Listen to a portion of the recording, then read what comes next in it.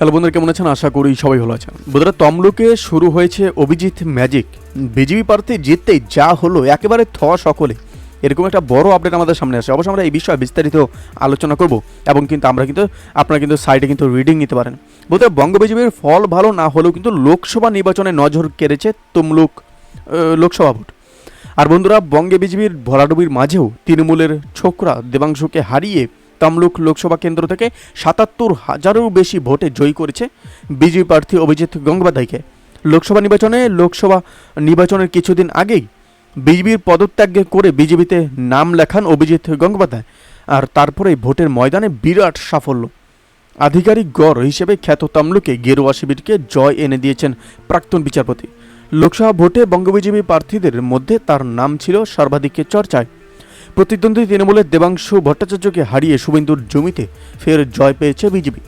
অধিকারী গড় নন্দীগ্রাম বিধানসভা বিজেপির লিড ছিল ৮,২২৭ ভোটের। আর বিজেপির কাছে পরাজয়ের পর এবার পদত্যাগ করলেন নন্দীগ্রাম ২ ব্লকের যুব তৃণমূল সভাপতি রবিন জানা।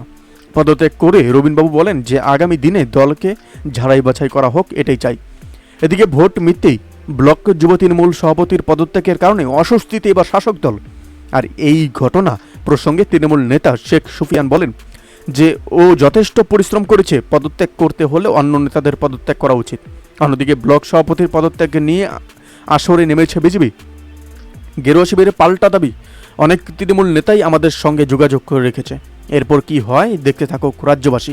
প্রসঙ্গত, সপ্তম দফা ভোট নিয়ে রীতিমতো উত্তপ্ত হয়ে ওঠে তমলুক। বিজেপির বিরুদ্ধে কারচুপি, ভোট লুট সহ একাধিক অভিযোগে তুলেছিলেন তৃণমূল সুপ্রিমো মমতা বন্দ্যোপাধ্যায়। এদিকে রেজাল্টের পর তৃণমূল হেরে যাওয়ার প্রার্থী দেবাংশু ভট্টাচার্যকেও বকুনি দিয়েছেন এবার মুখ্যমন্ত্রী। বন্ধুরা, এই আপডেট প্রসঙ্গে আপনাদের কি মতামত অবশ্যই আমাদের কমেন্ট করে জানাতে বলবেন না। ভালো থাকবেন, সুস্থ থাকবেন, ধন্যবাদ। দেখা হচ্ছে নতুন একটি ভিডিওতে।